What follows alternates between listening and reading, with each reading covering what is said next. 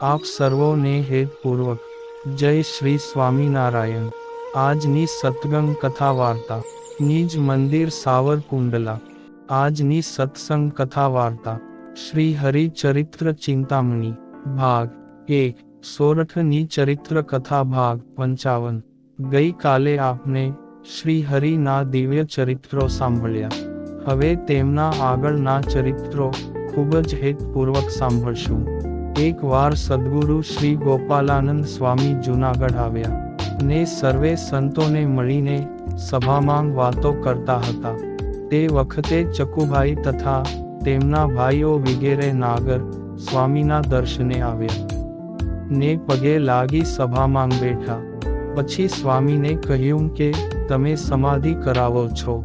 ત્યારે સ્વામીએ કેશવદાસજીને બોલાવીને સમાધિ કરાવી। ત્યારે ચકુભાઈએ તથા બીજા નાગરોએ જોયું તો તેમની નાડીઓ તથા શ્વાસ બંધ હતા। પછી તેમણે સ્વામીને કહ્યું, આ સમાધિમાં કંઈક પરલોકની ચીજ લાવે તો ખરા। ત્યારે સ્વામીએ કહ્યું કે એ મૂલક માંગથી લીલા લવિંગ તથા સાકર લાવશે। પછી 2 કલાક થઈ ત્યારે નાગરોએ સ્વામીને કહ્યું, હવે આ સાધુને સમાધિમાંથી જગાડો। ત્યારે સ્વામીએ તેના સામે દ્રષ્ટિ કરી, એ જ ઘડીએ તે સમાધિમાંથી જાગ્યા ને એક હાથમાં લીલા લવિંગ અને બીજા હાથમાં સાકર હતી। તે જોઈને સૌ આશ્ચર્ય પામ્યા। પછી સ્વામીએ લવિંગ તથા સાકર સભામાં સૌને આપી। તે નાગર ચકુભાઈ અને ત્રિકમરાય પ્રેમાનંદ સ્વામી પાસેથી ગાવાનું શીખ્યા હતા। એક વાર રઘુવીરજી મહારાજ જૂનાગઢ આવ્યા ત્યારે તેમની પાસે સભામાં ગાયન કરીને તેઓને રાજી કર્યા ને તેવી રીતે ભગવત પ્રસાદજી મહારાજ અને વિહારી લાલજી મહારાજને પણ ગાયન કરીને રાજી કર્યા હતા ને તે ધર્મ નિયમમાં પણ કુશળ હતા। તે ચકુભાઈ એકવાર માંદા થયા ને અંત સમો થયો ત્યારે શ્રીજી મહારાજ વિમાન, હાથી તથા પાલખી લઈને તેડવા આવ્યા। તે વખતે રથ વિમાનો સહિત મહારાજના દર્શન ગોવિંદરાય આદિકને થયા હતા ને તેમને મહારાજે કહ્યું, જે અમે ચકુભાઈને ધામમાં તેડી ગયા છીએ ને પછી તેમના દેહને અગ્નિ સંસ્કાર કરીને આવ્યા ત્યારે ગોવિંદરામે સાધુ પાસે આવીને વાત કરી, જે આજ મને રથ વિમાન સાથે ચકુભાઈને મહારાજ તેડવા ગયા તેવા દર્શન થયા ને આટલા દિવસ તમે સભામાં વાતો કરતા હતા, પરંતુ મને તે મનાતી ન હતી, પણ હવે તે ખરી સમજાણી જે અંતકાળે મહારાજ તેના જણને તેડવા આવે છે। એક વાર રઘુવીરજી મહારાજ જૂનાગઢ સહુ સંતને મળીને સભામાં ઢોલીએ બિરાજ્યા ને 2 કલાક બેસીને ઉતારે પધાર્યા। તે વખતે ભંડારના મેળા ઉપર સદ્ગુરુ શ્રી ગુણાતીતાનંદ સ્વામી આવ્યા અને પગે લાગીને સામા બેઠા। તે વખતે એક હરિજને આવી પેંડાનું પડીકું રઘુવીરજી મહારાજ આગળ મેલ્યું। પછી મહારાજે પેંડા શિક્ષાપત્રીને ધરાવી તાંસલીમાં ભરી સ્વામી આગળ મૂક્યા ને કહ્યું કે જમો। ત્યારે સ્વામી તેમાંથી એક પેંડો જમ્યા। પછી જમતા બંધ થઈ ગયા ત્યારે મહારાજે કહ્યું કે જમો ને જમતા કેમ નથી? ત્યારે સ્વામી કહે, ગોપાળાનંદ સ્વામી પેંડા જમતા નહીં ને કૃપાનંદ સ્વામી તથા નિષ્કુળાનંદ સ્વામી સાંભળી આવ્યા ને એકલ શૃંગી ઋષિ પણ સાંભળ્યા, તે હવે આ પેંડા ગળે નહીં ઉતરે। રઘુવીરજી મહારાજે ઘણી તાણ કરી પણ સ્વામી પેંડા જમ્યા નહીં। જૂનાગઢમાં કડિયા આનંદભાઈનો દીકરો માંદો થયો। તે કસર વધી ગઈ ને શરીરની શુદ્ધિ રહી નહીં। ત્યારે ઘરના સહુ ચિંતા કરવા લાગ્યા। તે વખતે છોકરાને મહારાજના દર્શન થયા। ત્યારે તે ખાટલા ઉપર બેઠો થયો અને હાથ જોડવા લાગ્યો। તે જોઈ તેની માંગ બોલી, હે દીકરા, તું કોની સામે હાથ જોડે છે? ત્યારે છોકરો કહે, મને શ્રીજી મહારાજના દર્શન થાય છે અને સાથે સંતો પણ આવ્યા છે ને મને અક્ષરધામમાં લઈ જવાનું કહે છે. એ મને હવે કંઈ આવરણ રહ્યું નથી. તે સાંભળી છોકરાની માંગ બોલી, જે તું સાધુને તથા મહારાજને કહેજે તને અહીં મેલી જાય. ત્યારે છોકરો કહે, અરે રે માંગ, આ લોકમાં તે શું સુખ છે? સુખ તો ભગવાનના ધામમાં છે, માટે હું તો ત્યાં જઈશ. ને તમે સૌ રાજી રહેજો, કારણ કે આ લોક કરતા ધામનું સુખ કોટિક ગણું વધારે છે. એમ કહી છોકરો જય સ્વામિનારાયણ કઈ ધામમાં ગયો હતો. જૂનાગઢમાં ચકુભાઈ નાગરના બેનના દીકરી મંદિરે હંમેશા દર્શને આવે અને ઠાકોરજીના દર્શન કરી પ્રદક્ષિણા કરીને પછી ઘેર જાય. ને દિવાળી આવે ત્યારે દરેક પ્રદક્ષિણામાં એક સીતાફળ ઠાકોરજી આગળ મૂકે. એવું નિયમ હતું. ને તેને મંદિર ઉપર આસ્થા પણ બહુ હતી. એમ કરતા તેને મંડવાળ થયો અને દેહ મેલ્યો ત્યારે શ્રીજી મહારાજ રથ લઈને તેને તેડવા આવ્યા. તે વખતે તે બાઈ બોલી, જે સ્વામિનારાયણ મને રથ લઈને તેડવા આવ્યા છે. ત્યારે તેના સગા વહાલા કહે, આપણે તો વૈષ્ણવ છીએ, તે સ્વામિનારાયણ શા માટે તેડવા આવે? ત્યારે બાઈ કહે, હું હંમેશા સ્વામિનારાયણ ના મંદિરે દર્શન કરવા જતી અને પ્રદક્ષિણાઓ કરતી. વળી મને રણછોડરાયજી ઉપર પણ ઘણું હેત હતું, તેથી સ્વામિનારાયણ મને તેડવા આવ્યા છે. ને હવે હું તેમની સાથે ધામમાં જાઉં છું. એક વાર નિરાલંબાનંદ સ્વામી પોતાના મંડળના 4 સંતોને લઈ જૂનાગઢ દર્શન કરવા આવેલા. તે સંત ભગવાનને વિશે બહુ જ પ્રીતિવાળા હતા ને બુદ્ધિવાળા પણ હતા. તે મેળામાં ઉતારો કરીને રાધા રમણ દેવના દર્શન કરી સદ્ગુરુ શ્રી ગુણાતીતાનંદ સ્વામી વગેરે સંતોને મળી ત્યાં ઉતારામાં રાત્રે રહ્યા. ને વહેલી સવારે જાગી પૂજા પાઠ કરી ગિરનારની જાડીઓમાં ગયા. ત્યાં એક નદી આવી તેની પાસે ગયા. ત્યાં વરસાદ વરસવા લાગ્યો. ત્યારે તેઓ શ્રીજી મહારાજનું ભજન કરવા લાગ્યા. તે વખતે શ્રીજી મહારાજ ત્યાં આવ્યા અને પોતાની દ્રષ્ટિ માત્રથી નદીનું પાણી રોકી રાખ્યું.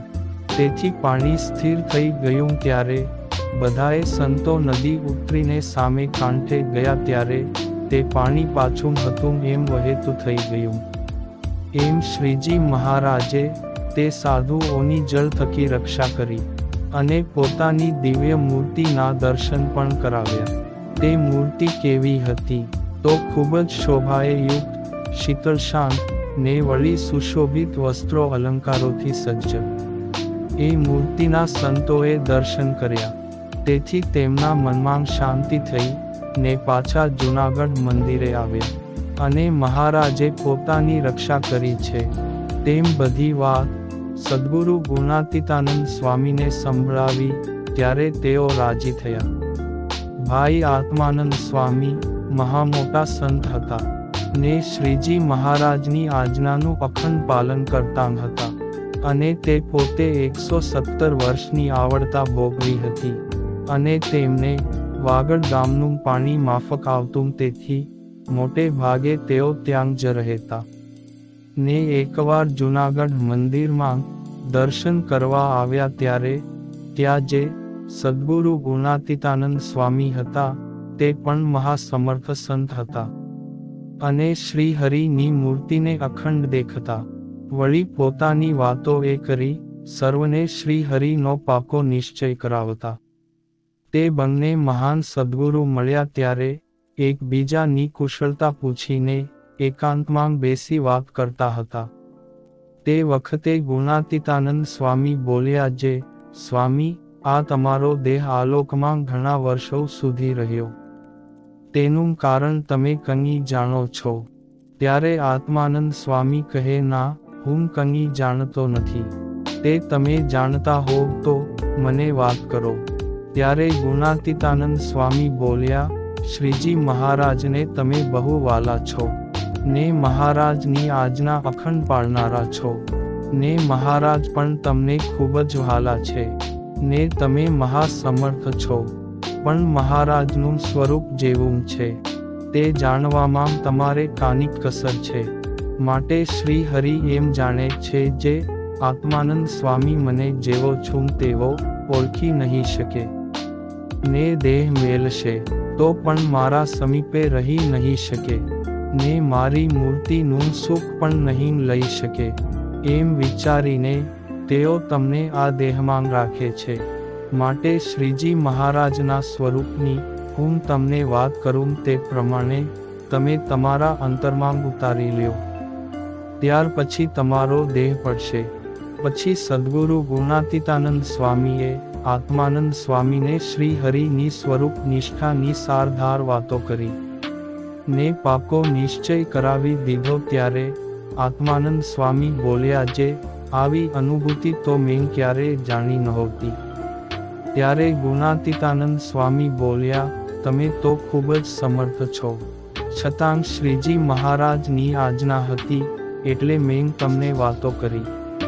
પછી તેઓ 2 દિવસ રોકાઈને ચાલ્યા તે વાગડ આવ્યા, ને ત્યાં થોડા દિવસ રહીને પછી દેહ મેલ્યો. ત્યારે શ્રી હરિ તેમને પોતાના ધામના સુખે સુખિયા કરી પોતાની પાસે ધામમાં રાખ્યા.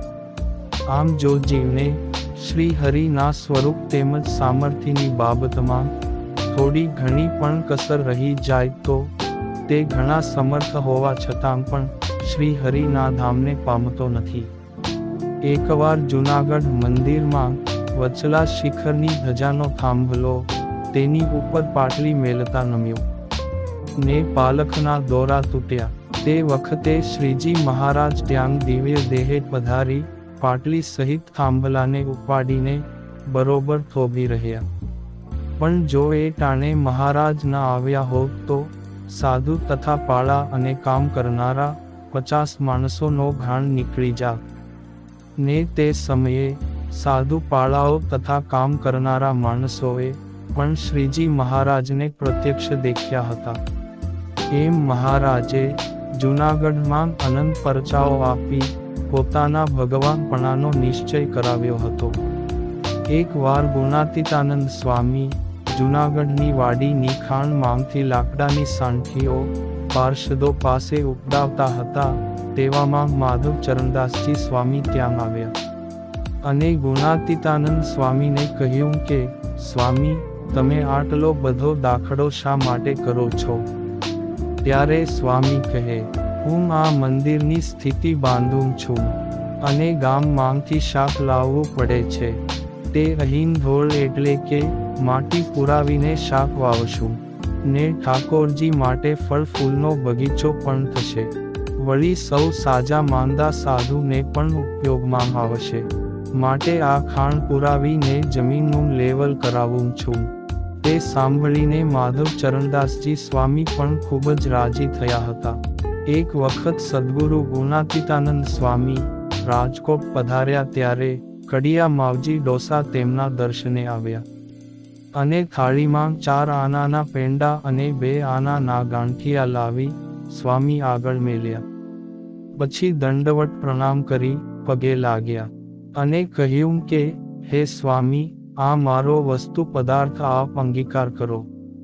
ત્યારે સ્વામીએ તે ઠાકોરજીને ધરાવીને અડધો પેંડો તથા થોડા ગાંઠિયા જમ્યા, ને બાકીના સભામાં પ્રસાદી રૂપે વહેંચાવી દીધા. ને પછી ભૂખો વધ્યો તે તેમના છોકરા સારું પાછો આપ્યો. પછી સર્વે સાધુઓને સ્વામી કહે, કડિયા માવજીનો વ્યવહાર સારો થાય તેમ સંકલ્પ કરો. ત્યારે સર્વે સંતો બોલ્યા, હે સ્વામી, તમે તેના ઉપર દ્રષ્ટિ કરી ત્યારથી જ તેમનો વ્યવહાર સુધરી ગયો છે. અમે તો એમ સમજીએ છીએ.